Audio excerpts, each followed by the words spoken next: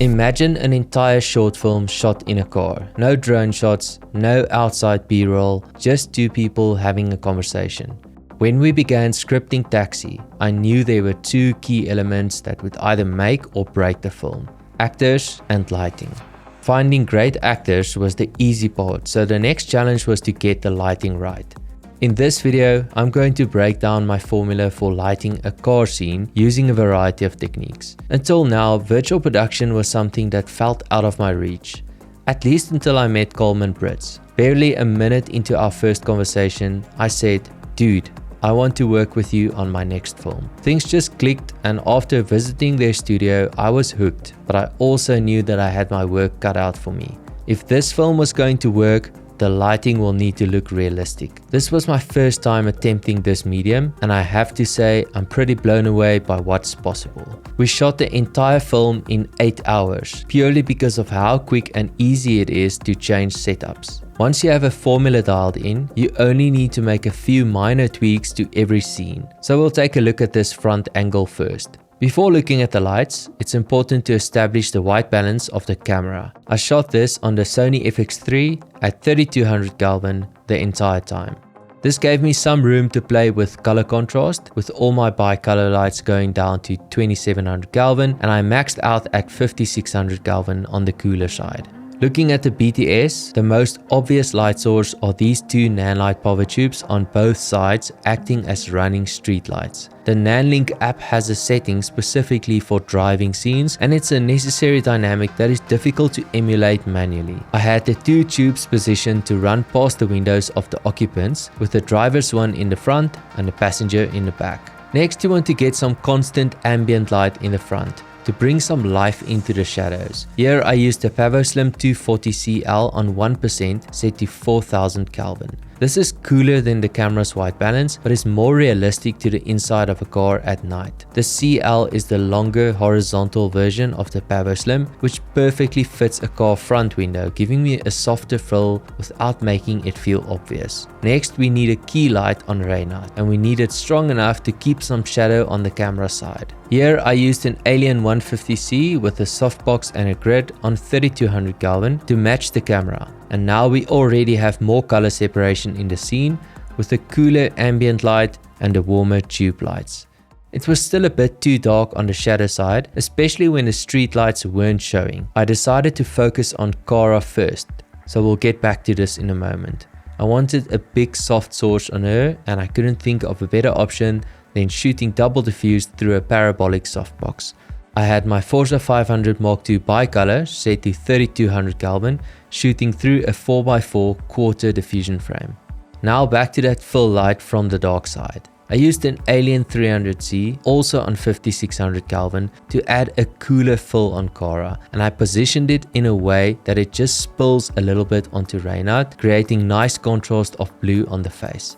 Next, I used the PavoSlim 60C on 2700 Kelvin to create a warm edge light shooting through the back window, which creates more separation on Cara. If you look at the moving shot, you'll see it's actually pulsing between different strengths, and this was set to loop between 0 and 40% intensity, further motivating the passing streetlights. I also used a small catch light to bring some life into Reynardt's eyes using a PavoTube 6C. Last but not the least, one of the most important lights in the overall production was the light of the cars passing by. Using a Forza 150B with a projector attachment, we tried a few options, but in the end a 5-in-1 reflector on the silver side worked the best. For the scenes on Reynardt's face, we had it set to 2700 Kelvin for a warmer effect. And then when we switched to Cara's face, we did the same through the back window, but this time on a cooler setting at 5600 Kelvin. As a final touch, we had someone gently shaking the car at random intervals to create a natural feeling of driving. If you want to copy this formula, now is a good opportunity. So let's do a recap. First, we have the running street lights with the two Pavo tubes on the side set to 2700 Kelvin.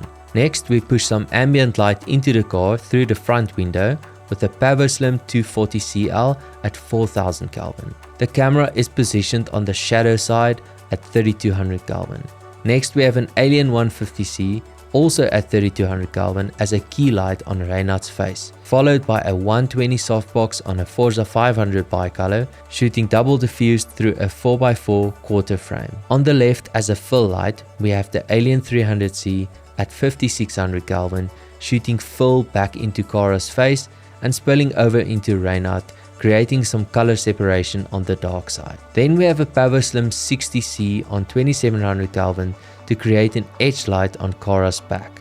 Right next to this monitor, we have a small PowerTube 6C to act as a catch light in Reynardt's eyes, also on 2700 Kelvin. The monitor is set up for Reynardt and shows the front angle of the world he is driving in, so he can move the steering wheel in unison. As a final touch, we have a sweeping light coming from the Forza 150B on 2700 Kelvin through a projector, shooting into a 5-in-1 reflector. Once we had the setup dialed in, it was really easy to replicate when changing the car angles. Lens-wise, I used the 75mm for majority of the shots and the 125mm for the close-ups.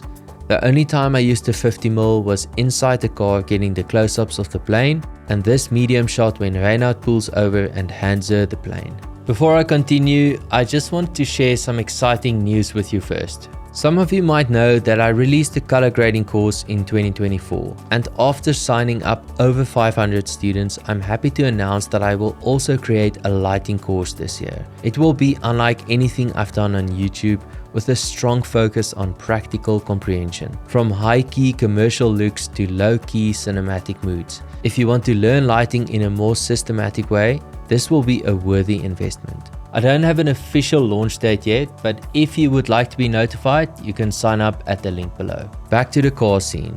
There's one shot where I did something different. At the very end of the film, when Reynardt turns around and spills the beans, the car comes to a standstill. If you look at the background, it feels pretty warm, so naturally I wanted to motivate this warmer light. So I took the Alien 150C and set the Kelvin to 2700 to serve as an edge light.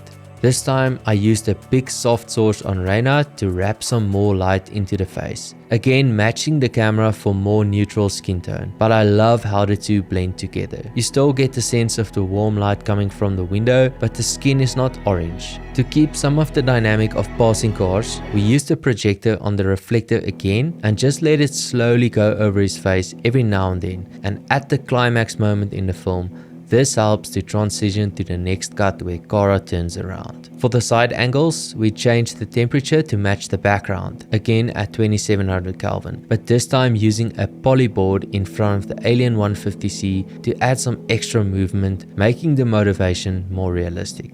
This was one of the most fulfilling projects I've ever worked on. Not just because I'm happy with how the film came out, but because of the incredible vibe we had on set. No person did a single task the entire time. Instead, everyone did whatever was required in the moment. Whether it was being a stand-in, shaking the car, pulling focus, or just moving lights, everyone just clicked. Having creative freedom in projects plays a huge role in cultivating my passion, and this was no exception. A massive thanks to Nanlite for funding my dreams and bringing our ideas to life.